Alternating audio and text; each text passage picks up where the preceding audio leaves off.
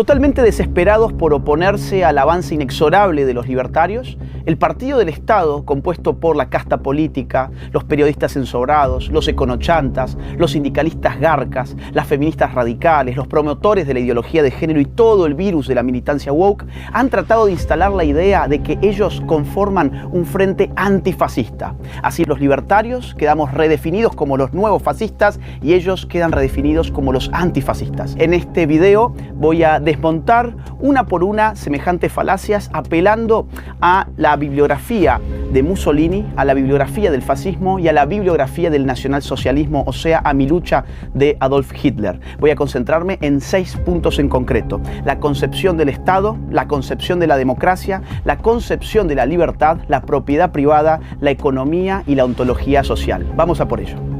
Empecemos por la concepción del Estado. Para un libertario, el Estado no es mucho más que la organización que monopoliza el uso de la violencia en una sociedad. El Estado se define por el uso de la violencia. Por lo tanto, lo que quiere un libertario es reducir el Estado, limitar el Estado y controlar al Estado. El libertario es, en una palabra, esencialmente un antiestatista. ¿Pero qué hay de los fascistas y qué hay de los nacionalsocialistas? Vamos a leer a Mussolini en uno de sus textos más paradigmáticos titulado La doctrina del fascismo, que fue escrito además con Giovanni Gentile, el gran filósofo del movimiento fascista. Vamos a ver algunas de sus citas más importantes. El fascismo está en contra del liberalismo clásico. El liberalismo negaba al Estado en interés del individuo particular. El fascismo reconfirma al Estado como verdadera realidad del individuo. Siendo antiindividualista, la concepción fascista se pronuncia por el Estado y se pronuncia por el individuo en cuanto éste coincide con el Estado, que es conciencia y voluntad universal del hombre en su existencia histórica. Miren ustedes cómo el fascismo personaliza al Estado, le atribuye una forma personal superior a la del individuo, le atribuye voluntad y le atribuye conciencia. En otra parte del mismo texto, Mussolini escribe: para el fascista todo reside en el Estado y nada que sea humano o espiritual existe y tanto menos tiene valor fuera del Estado. La existencia humana queda subsumida en el aparato estatal. En otro fragmento del mismo texto, los autores fascistas escriben: en este sentido, el fascismo es totalitario y el Estado fascista, síntesis y unidad de todos los valores, interpreta,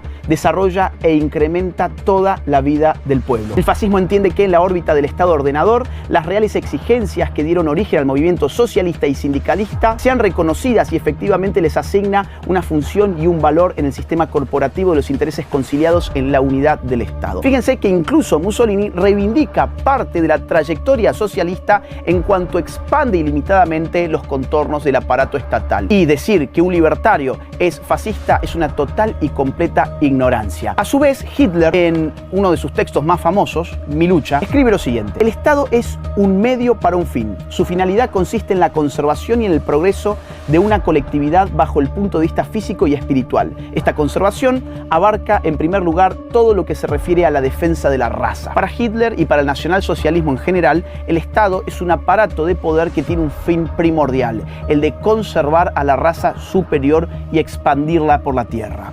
También en ese sentido, el nacionalsocialismo es otra forma más de estatismo. En segundo lugar, hablemos sobre la concepción de la democracia que tienen los libertarios versus la concepción de la democracia que tienen los fascistas y los nacionalsocialistas. Von Mises, uno de los grandes autores de la Escuela Austríaca de Economía, una de las escuelas más importantes de los libertarios, afirmaba en su libro El socialismo que la democracia era un método valioso en tanto y en cuanto permitía recambiar a los gobernantes sin caer en guerra civil. Es decir, lo que provee la democracia es una solución en los votos y no en las balas. Para el libertario, la democracia es importante por eso, pero está restringida ¿a qué?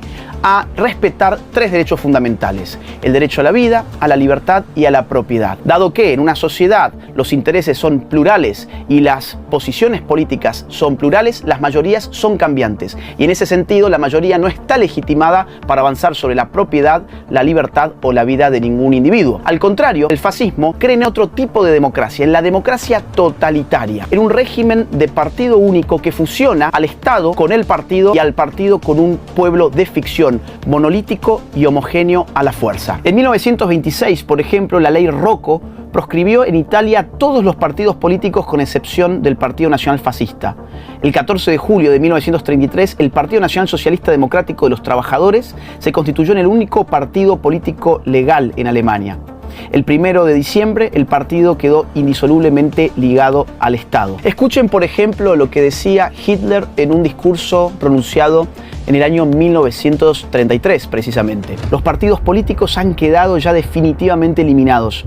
He aquí un acontecimiento histórico de cuya importancia y alcance no se dan muchos cuenta perfectamente todavía. El partido es ahora el Estado. Todo el poder yace en manos del Ejecutivo.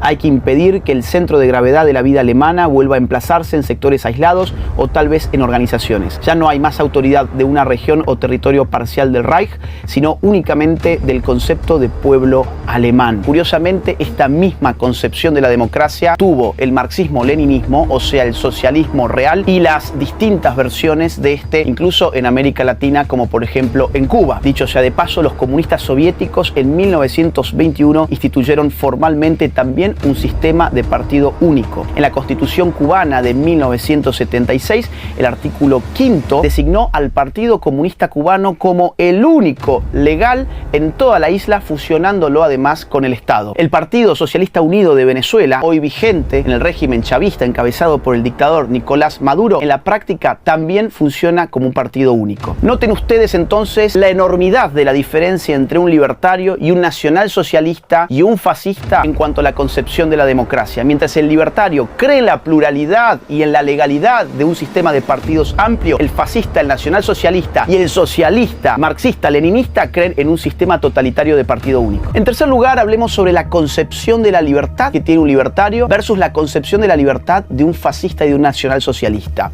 Hayek, otra de las grandes plumas libertarias de la Escuela Austríaca de Economía, definió a la libertad como ausencia de coerción sobre una voluntad legítima. ¿Qué es una voluntad legítima? Es una voluntad que no hiere los derechos a la vida, a la libertad y a la propiedad de otros individuos. Ya hemos visto que para el libertario el Estado es una máquina de agredir derechos, es una máquina de violentar a los individuos. Por lo tanto, la libertad se realiza en la medida en que se disminuye el tamaño del Estado. A más Estado, menos libertad; a menos Estado, más libertad. La concepción del fascista es exactamente la contraria. Para el fascista y para el nacionalsocialista, la libertad solamente se puede realizar en el seno de la autoridad estatal. Vamos a leer a Hitler y a Mussolini al respecto. En la doctrina del fascismo, Gentile y Mussolini escriben: el fascismo se pronuncia por la libertad, se pronuncia por la única libertad que puede ser una cosa seria, a saber, la libertad del Estado y del individuo en el Estado. Es decir, a quien realmente hay que hacer libre es al Estado, y en segundo lugar, a un individuo totalmente subsumido por la autoridad estatal. Leamos un poco más siguiendo a Hitler. Nosotros entendemos el Estado como el organismo viviente de un pueblo que no solo garantiza la conservación de este, sino que lo conduce al goce de una máxima libertad, impulsando el desarrollo de sus facultades morales e intelectuales. También para Hitler, escrito en Mi lucha, la libertad es irrealizable por fuera del contexto estatal. Veamos un ejemplo concreto: la libertad educativa. Para un libertario, los padres de familia tienen que tener toda la libertad para elegir la educación de sus hijos. Para Hitler, en cambio, el Estado debía elegir la educación de los infantes. Vamos a leerlo. Del mismo modo que en lo tocante a la instrucción escolar interviene hoy el Estado, el derecho a la autodeterminación del individuo también se supedita al interés de la colectividad, sometiendo al niño a la instrucción obligatoria sin previo consentimiento de los padres. Una alianza íntima entre el nacionalismo y el espíritu de justicia social debe ser implantada ya en los corazones juveniles. La culminación de toda la labor educacional del Estado racista consistirá en infiltrar instintiva y racionalmente en los corazones y los cerebros de la juventud que le esté confiada la noción y el sentimiento de raza. El Estado racista debe adoctrinar en el racismo a los individuos, incluso allí donde los padres de familia no comulguen con esa doctrina. Cambien raza por género y tendrán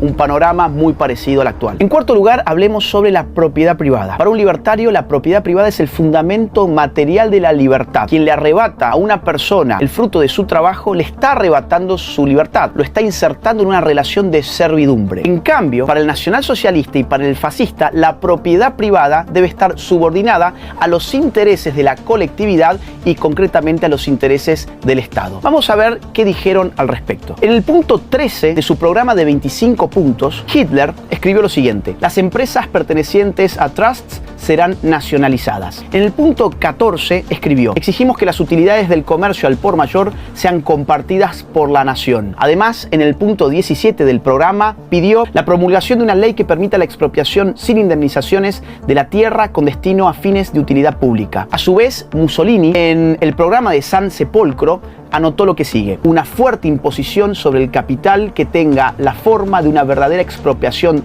de riquezas es parte de su plan. Leyendo estas citas queda claro que mientras la propiedad privada es para el libertario un valor absoluto en tanto que reflejo de la libertad del individuo, para el fascista y para el nacionalsocialista es apenas un valor relativo a las utilidades y a las necesidades inmediatas del aparato estatal. En quinto lugar, hablemos sobre las concepciones de la economía. Para el libertario, la economía tiene que ser libre y desregulada. Un libertario cree en la libre iniciativa de los individuos, que no se encuentre limitada por burócratas que se creen omniscientes y que todo lo que logran es destruir las señales del mercado. En cambio, para fascistas y nacionalsocialistas, el mercado debe ser constantemente intervenido, planificado y dirigido por las autoridades políticas. Vamos nuevamente a leer a Mussolini y a Hitler. Ante las doctrinas liberales, el fascismo se mantiene en actitud de absoluta oposición, así en el campo de la política como en el de la economía. El Estado se agiganta, solo el Estado puede resolver las dramáticas contradicciones del capitalismo. Hitler llegó incluso a impulsar la idea de que el trabajo debía ser organizado por la maquinaria estatal. En Mi lucha escribió esto: es deber del Estado asegurar a cada uno la actividad que corresponda a su capacidad. El hombre debe continuar educándose, ennobleciéndose,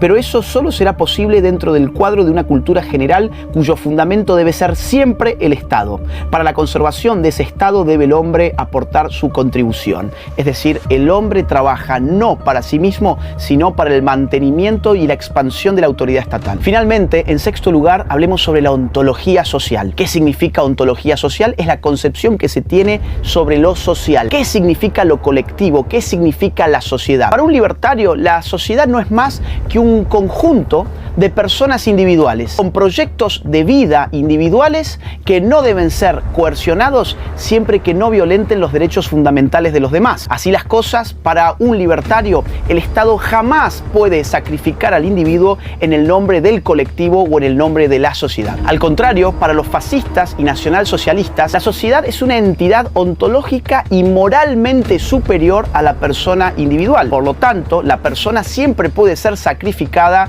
en el nombre del colectivo totalizante que no es otro que el Estado. Nuevamente vamos a leer a Hitler y a Mussolini hablar al respecto. En la doctrina del fascismo, Mussolini escribe: si el siglo XIX fue el siglo del individuo, liberalismo significa individualismo, podemos imaginar que este será el siglo colectivo y por lo tanto el siglo del Estado. Para el fascismo, el Estado es un absoluto, ante el cual individuos y grupos son relativos. Individuos y grupos son concebibles en cuanto estén en el Estado. En Mi lucha, Hitler a su vez escribía lo que sigue: el nazismo abreva en la subordinación de los intereses y de la vida del individuo a la colectividad. Reconoce la necesidad recóndita de la conservación de la especie a costa del individuo. A su vez, en 1929, también Hitler, en un célebre discurso, dijo que la grandeza del movimiento consistía en que miles de hombres han constituido exteriormente casi una unidad, que realmente estos hombres son uniformes no solo en ideas, sino que incluso su expresión facial es casi la misma.